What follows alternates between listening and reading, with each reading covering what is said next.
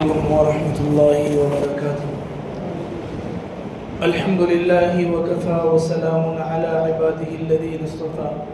أما بعد فأعوذ بالله من الشيطان الرجيم. بسم الله الرحمن الرحيم. أولئك الذين سبقت لهم منا الحسنى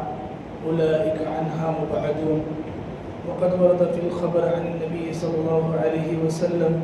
عن أبي سعيد رضي الله عنه قال قال رسول الله صلى الله عليه وسلم لا تسبوا أصحابي فإن أحدكم لو أنفق ذهبا مثل أحد ما بلغ مد أحدهم ولا نصفه وكما قال صلی اللہ علیہ وسلم. نہایت ہی محترم و مکرم سامعین و حاضرین، جیسا کہ آپ حضرات جانتے ہیں کہ 2-3 ہفتوں سے آپ حضرات کے سامنے حضرات صحابہ کرام رضوان اللہ علیہم اجمعین کی شان، تقدس اور حرمت کو بیان کیا جا رہا ہے، اور آئے دن نت نئے فتنے سر اٹھا رہے ہیں. صحابہ کی شان میں، صحابہ کی عظمت کے خلاف، ان کے مقام و مرتبے کے خلاف اپنی پھوہڑ اور بد زبان کا استعمال کر کے ان عظیم ہستیوں کے متعلق زبان درازی کر رہے ہیں، جن کی صفائی اللہ تعالیٰ نے قرآن مقدس کی سینکڑوں آیتوں میں، قرآن مقدس کی سینکڑوں صورتوں میں جا بجا، بلکہ قرآن مقدس کے آغاز سے ہی لے کر اولئک علی ھدی من ربہم سے لے کر قرآن مقدس کے آخر تک مکمل قرآن میں جا بجا اللہ تعالیٰ نے ان عظیم ہستیوں کی صفائی کو، ان کی بزرگی کو، ان کے تقدس کو، ان کے مقام کو اور ان کی حرمت کو بیان کیا ہے. بعض لوگ نام نہاد اسکالر، جن کے پاس دین کی دال کا بھی صحیح طریقے کا علم نہیں، اپنے آپ کو دیندار ہونے کا، اسکالر ہونے کا دعویٰ کرتے ہوئے ان عظیم ہستیوں کے خلاف اپنی زبان درازی کی جسارت کر رہے ہیں. تو اسی وجہ سے ان مقدس ہستیوں کا مقام، ان کی شخصیت، ان کا مرتبہ اور ان کا منصب اور اللہ کے رسول کے نظروں میں ان کی حیثیت اور قرآن مقدس میں اللہ تعالیٰ نے ان کے متعلق کیا کیا فرمایا ہے، وہ ساری باتیں آپ حضرات کے سامنے رکھی جا رہی ہیں. بہت سارے لوگ اپنے آپ کو حدیث کا جاننے والا کہتے ہوئے بعض ضعیف احادیث یعنی ایسی احادیث جن کے راویوں کے متعلق کلام کیا گیا ہو، جن کے نقل کرنے والوں کی شخصیت مشکوک ہو، ایسی حدیثوں کو لے کر صحابہ میں جو صحابہ اولو العزم ہیں، جلیل القدر ہیں، رفیع المرتبت ہیں، ان کا نبی کے دربار میں ایک مقام ہے، دیگر صحابہ بھی ان کے مقام کو سراہتے ہیں، ان کا اعتراف کرتے ہیں، ان کا تقدس اور ان کی حرمت کا لحاظ رکھتے ہیں. ویسے صحابہ کو بھی ٹارگٹ ابھی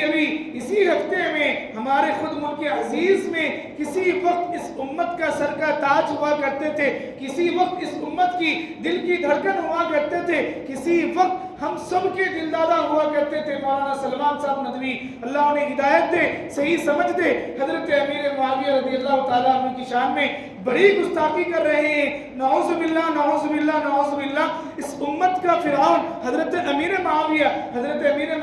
کا رسول اللہ صلی اللہ علیہ وسلم کے ساتھ کیا رشتہ ہے، ان کا کیا مقام ہے. سننے میں آتا تھا کہ نام نہاد اسکالر جنہیں دین کا علم نہیں ہے، وہ لوگ صحابہ کی شان میں، وہ لوگ عظیم صحابہ کی شان میں گستاخیاں کر رہے ہیں. لیکن یہ بات سمجھ میں نہیں آ رہی کہ ہمارا ایک بڑا عظیم عالم دین بھی اس طریقے کی بغلاہٹ کا شکار ہو کر اپنے غلط الفاظ کا انتخاب ان ہستیوں کے متعلق کر رہے ہیں. تو ہمیں تھوڑا سا افسوس ہوتا ہے، اور ہمیں اپنے آپ کو، اپنے متعلقین کو اس قسم کے عقائد سے، اس قسم کی باتوں سے، اس قسم کے بیانات سے باز رکھنے کی اگر ہمارے سامنے آ بھی جائے تو ہمیں یہ تصور کر لینا چاہیے، ہمارا اپنا یہ ذہن بننا چاہیے، ہمارا اپنا یہ خیال ہونا چاہیے کہ یہ جو شخص کہہ رہا ہے وہ غلط ہے. قرآن میں اللہ تعالیٰ نے سینکڑوں نہیں ہزاروں آیتوں میں صحابہ کی جو شان، ان کی جو تعریف، ان کا جو تقدس اور ان کی جو حرمت اور مقام کو بیان کیا ہے وہ مسلم ہے۔ کسی ضعیف حدیث کا سہارا لے کر کوئی عالم دین ہو یا کوئی اسکالر ہو یا کوئی اور شخص ہو، اس کا ہمیں کوئی خیال نہیں رکھنا ہے، اس بات کو ہمیں رد کرنا ہے، اس بات کو ہمیں لپیٹ کر ان کے منہ پر مار دینا ہے۔ ہمیشہ ہر جمعہ کے خطبے میں آپ حضرات یہ حدیث بارہا سنتے ہیں کہ اللہ فی اصحابی لا تتخذوهم غرضا من بعدی فمن احبهم فبحبی احبهم ومن ابغضهم فببغضی ابغضهم وخیر الناس قرنی ثم الذین یلونهم ثم الذین یلونهم۔ یہ جو حدیث آپ سنتے ہیں، اس حدیث کا مطلب کیا ہے؟ اس حدیث کا معنی کیا ہے؟ اس حدیث کی تشریح کیا ہے؟ اللہ کے نبی صلی اللہ علیہ وسلم یہ جملہ 2 مرتبہ کہے ہیں، تو اس کا مفہوم یہ ہے اتقوا اللہ، تم اللہ سے ڈرو، اتقوا اللہ، تم اللہ سے ڈرو۔ اے میرے امتیوں، اے میرے ماننے والوں، اے میرے جان نثاروں، اے امت محمدیہ، تم اس بات کو کان کھول کر سن لو، اللہ تم اللہ سے ڈرتے رہو، اہتمام سے ڈرتے رہو، تاکید سے ڈرتے رہو، اور اللہ کا حقیقی خوف اپنے دل میں اپناؤ۔ فی اصحابی، میرے صحابہ کے متعلق، میرے صحابہ کے ذکر کے متعلق، میرے صحابہ کے مقام کے متعلق، میرے صحابہ کے مرتبے کے متعلق، لا تتخذوهم غرضا من بعدی، کسی قسم کی کوئی غرض، کسی قسم کی کوئی چال بازی، کسی قسم کا کوئی حسد، کسی قسم کی کوئی نفرت، کسی قسم کی کوئی